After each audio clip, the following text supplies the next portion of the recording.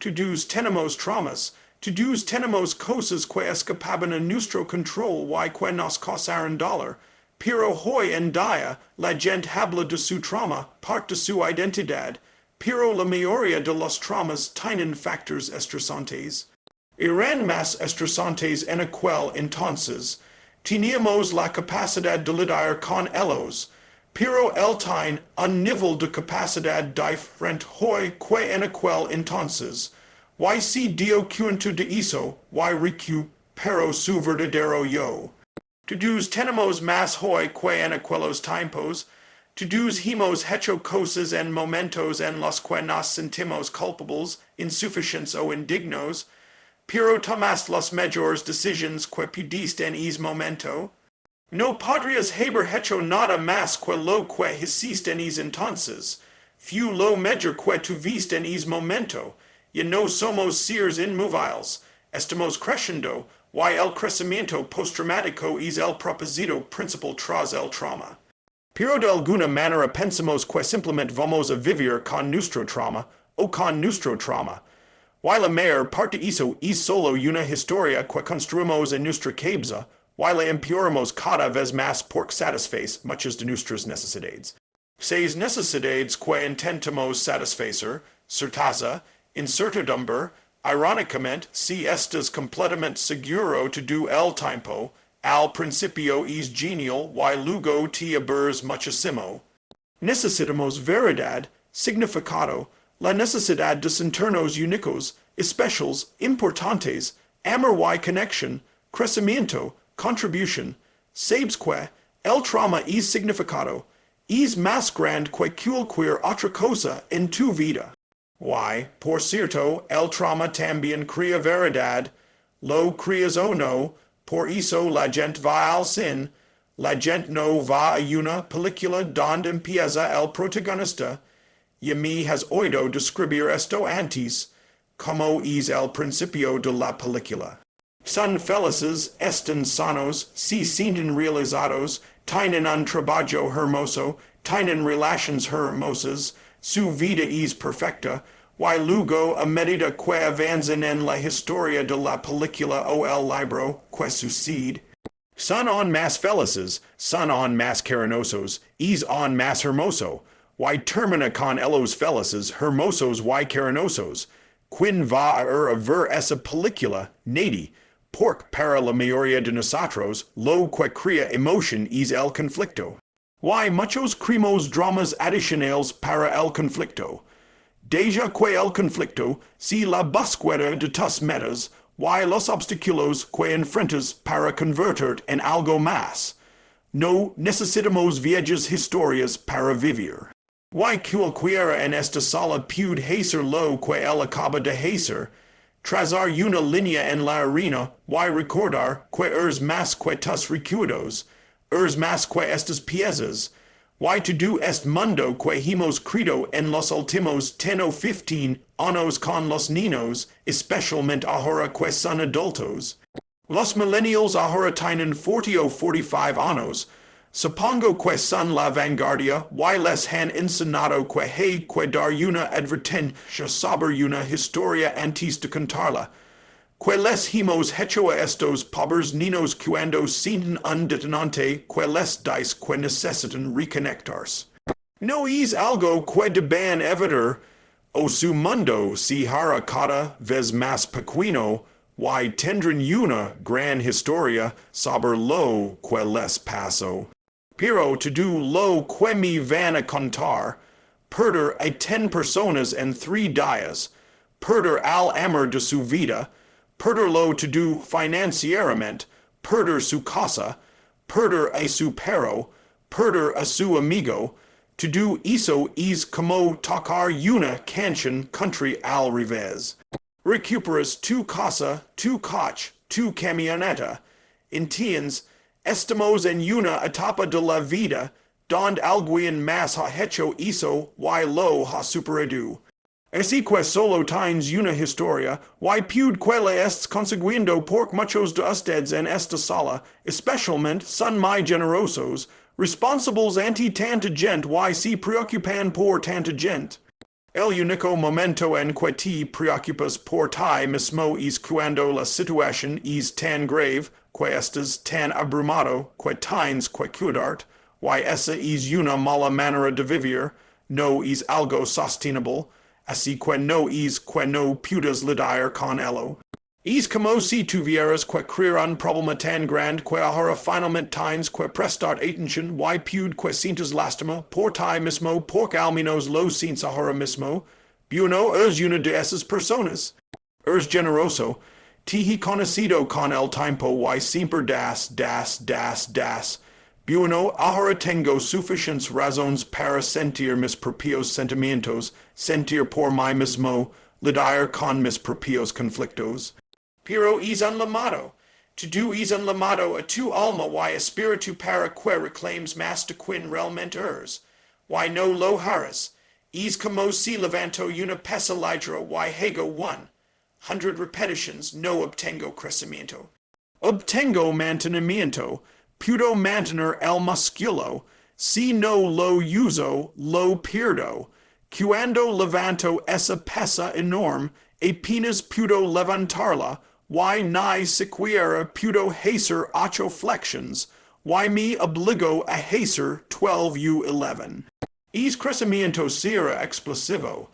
El crecimiento emocional y espiritual es lo que realmente nos hace felices a largo plazo. Mi conjunto de creencias estaba bien, bueno, la muerte está bien, ya sabes, no sé qué significa realmente al final, pero no creo que este sea el final, nada termina nunca, todo en el universo se transforma, pasa de una cosa a otra, nada se destruye, así que pienso. Veo, pero cuando fui al ir tan diferente, y lo verás cuando veas. Mi subía una barcaza y luego condujo y hay lugares donde durante 4,000 años han estado quemando estas hogueras y nunca los dejan salir.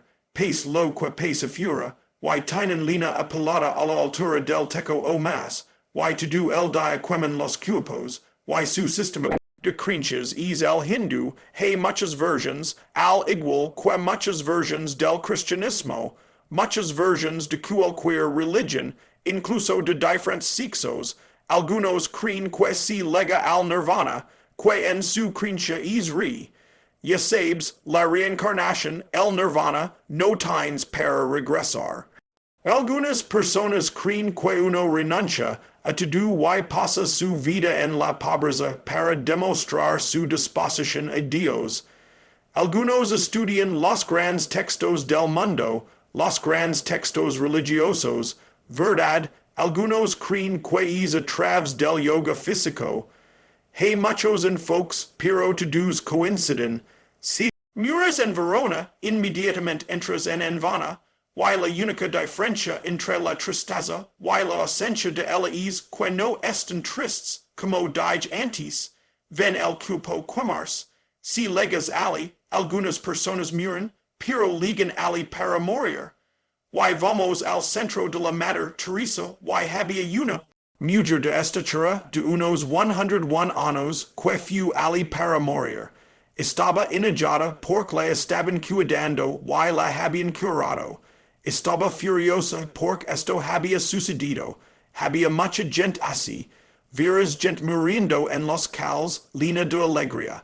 Y veras lugares en el east donde la gente está furiosa. Porque no le pusieron la salsa especial a su hamburguesa. Verdad, la belleza del East reside en nuestra capacidad de producir resultados. La belleza del Est reside en la capacidad de encontrar la felicidad interior. No tienes que elegir, puedes tener ambas. Y te trae aquí para que puedas equilibrar la ciencia del logro con el arte de la realización. Para eso estamos aquí.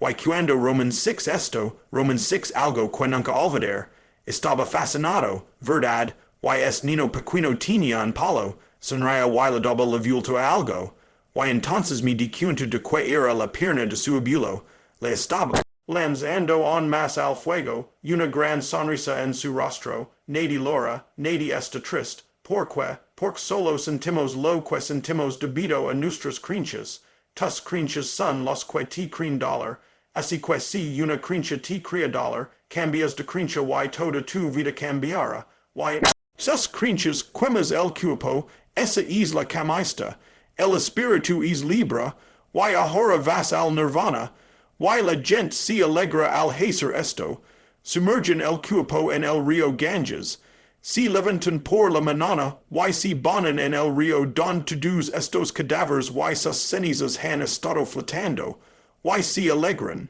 Algunos de ustedes en Estados Unidos piensan, ni siquiera puedo acercarme a esta agua, experimentaron una experiencia muy diferente estando allí que estando aquí, y espero que nunca lo olviden, estoy seguro de que no, pero solo quiero que sepas que nuestras crinchas lo creen todo, pero una de las más valiosas es que todo es un regalo y que hay que estar agradecido por lo que hay.